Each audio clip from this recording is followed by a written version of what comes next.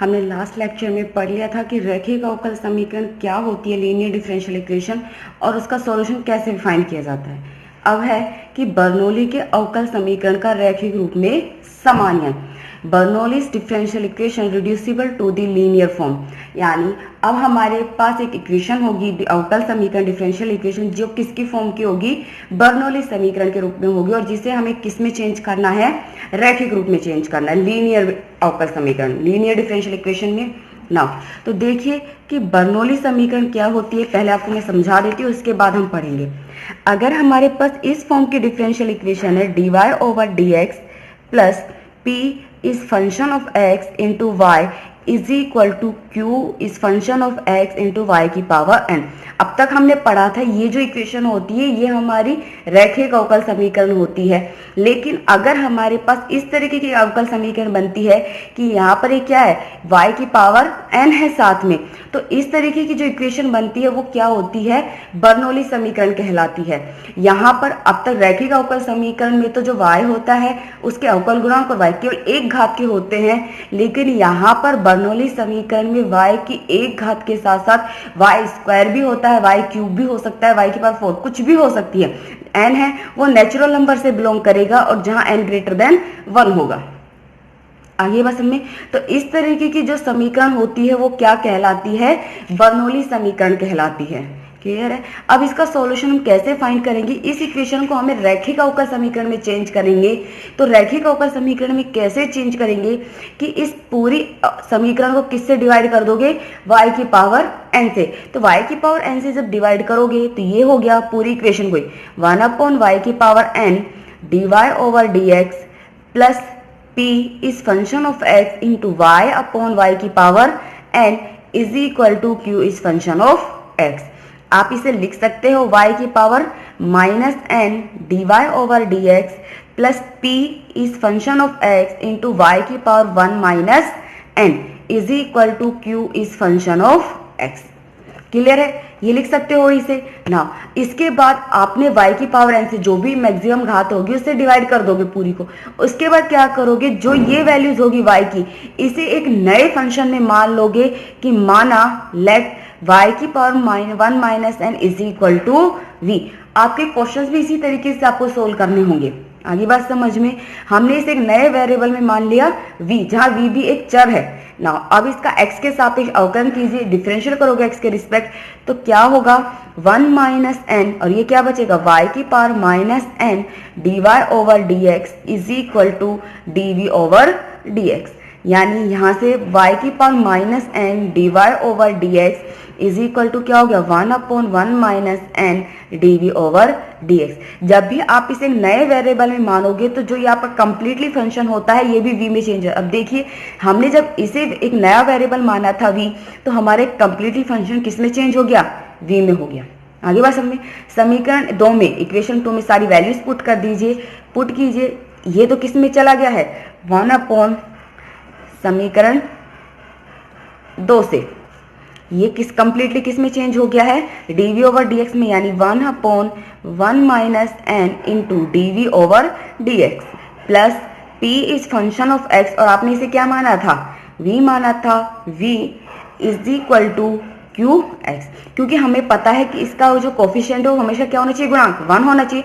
तो पूरी इक्वेशन को 1 माइनस n से मल्टीप्लाई कर दीजिए, तो dv/dx plus 1 minus n p is function of x into v is equal to 1 minus n q is function of x, जहाँ ये कांस्टेंट है ग्रेटर देन 1 है। अगर आप देखोगे तो ये जो पूरी इक्वेशन है ये v में कैसी इक्वेशन है, रैखिक अवकल समीकरण है, लीनियर डिफरेंशियल इक्वेशन है v में। सॉल्यूशन उसी तरीके से फाइंड करोगे, सबसे पहले समाकल गुणांक फाइंड करोगे, इंटीग्रल फैक्टर जो आपका यही होगा। उसके बाद जब आप इसका सॉल्यूशन दोगे तो वो क्या होगा, इस इक्वेशन का सॉल्यूशन होगा v इंटू समाकल गुणांक is equal to integration integral factor समाकल गुणांक qx dx प्लस में c। इसे सोल्व करने के बाद अब वापस आपने जिसे v माना था v की वैल्यूज वापस पुट कर दोगे, ये हो जाएगा उस समीकरण का अभिष्ट हल, जनरल सॉल्यूशन। आगे समझ में, तो बर्नौली समीकरण को रैखिक में इसी तरीके से आपको चेंज करना है कि कोई भी आपको इक्वेशन दी होगी उसे लीनियर डिफरेंशियल इक्वेशन में चेंज करना है। क्लियर है ना। अब देखिए यहाँ पर इसकी थ्योरी जो मैंने आपको अभी समझाई है कंप्लीट हुई है। एक अवकल समीकरण dy over dx plus p is function of x into y is equal to q is function of x into Y की पावर n। इसे हम क्या कहते हैं, बर्नौली का अवकल समीकरण कहते हैं, is known as Bernoulli's differential equation. Now Bernoulli समीकरण को रैखिक समीकरण निम्न विधि द्वारा परिवर्तित किया जाता है। बर्नौली समीकरण इसे लीनियर इक्वेशन में चेंज करोगे। Change the Bernoulli's equation in linear equation by following method. क्या करोगे, कंप्लीट को y की पावर n से डिवाइड कर दोगे, यही मिलेगा।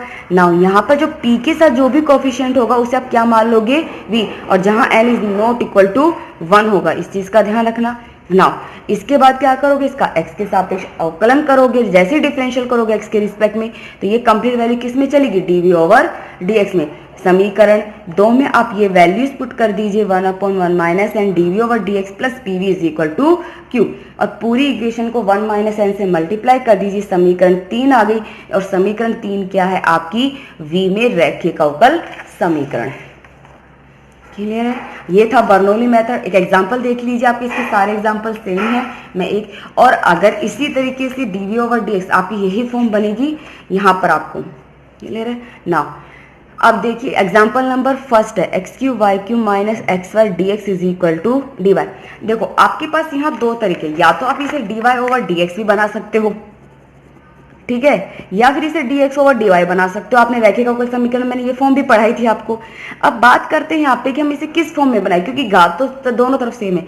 अगर आप इसे dx ओवर dy की फॉर्म बनाते हो तो ये 1/x³ y³ माइनस xy आता है, 1 में आएगा, जिसे आप सोल्व नहीं कर सकते हो।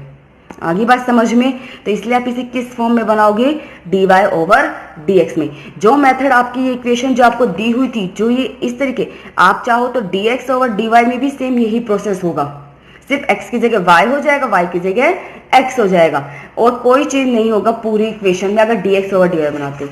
लेकिन अगर मैं इसे dx ओवर dy के बराबर लेती हूँ तो ये मेरा 1 में बनेगा, जिसका कोई सॉल्यूशन फाइंड नहीं होगा।